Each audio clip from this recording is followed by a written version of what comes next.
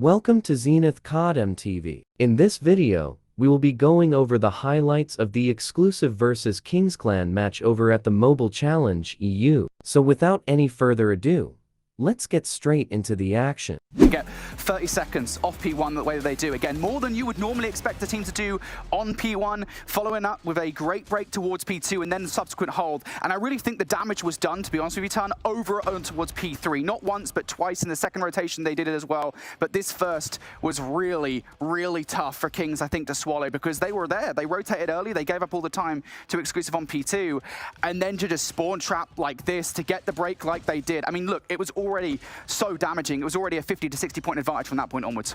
Honestly, when Exclusive invested everything over towards P3, at that time, it felt like it was, I want to say maybe a little bit unnecessary. It felt like they had really good positioning around that. After the fact they got into the point is kind of what I mean. And then they invested so much and I was kind of like, oh, well, Kings have got something to work on here over towards P4. Maybe they can reinvest and find themselves 40 or 50. But it felt like any of that investment from Kings, well, apart from this bit, really actually eventually noted with something towards the point side of things. It felt like every single time that those operators would come through for Kings, it was finding them maybe a couple of seconds. It was finding them a couple of kills in a small amount of.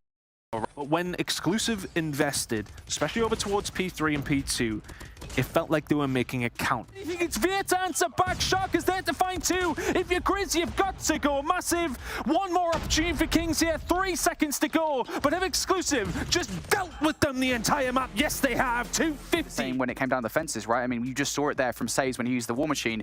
It was in reaction to played every single facet of that Search and Destroy significantly better than Exclusive did. And it felt like Exclusive were just getting picked apart on so many different occasions. It felt like, you know, you can't necessarily put it down to Kings being necessarily better at any particular thing there because they were just better at everything. Well, it felt like every single round was something different to a certain degree. Like it was the nades on one round on the defense side. It was a slow retake. Right over him, didn't see him in the... It's time for defuse from Neil here, but Inferno goes for the final kill. Beautifully played there. Single way you could play S&D was shown by Kings there, and they excelled at it over the control the way that they wanted, and it was such a peculiar choice of weaponry from the start as well. I think Grizz just utilizing the R9 straight through the middle of the map, I think was the route that he chose to take. Insane plays coming out from Kings. A couple of crucial kills in that final round specifically though, when you at that stage where Exclusive, you're allowed to push yourself out of the spawn, you get over towards the B side. And I talked about it at the beginning of the game, you've seen a lot of these teams allowing those players to do, right, okay, that's cool. There's 2 of you out, no problem. We will just trap the rest of your team in there. Then of course you don't have those reinforcements.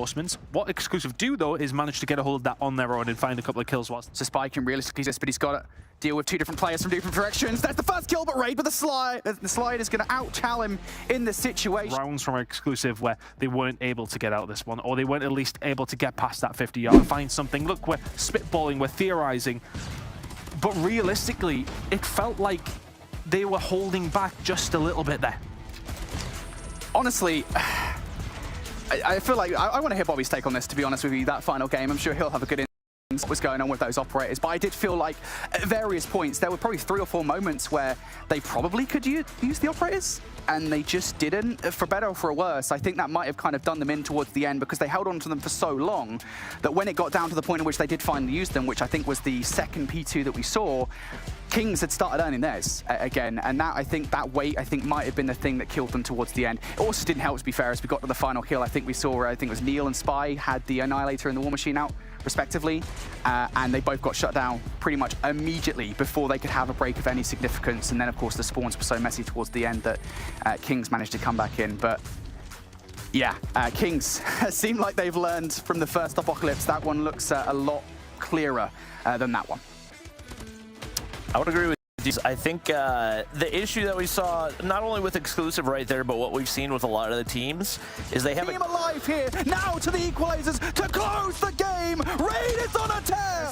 So easy. Nobody from Exclusive can touch the hill. Not when Kings are doing this. There will not be a new crown here. That was some big time plays out of him.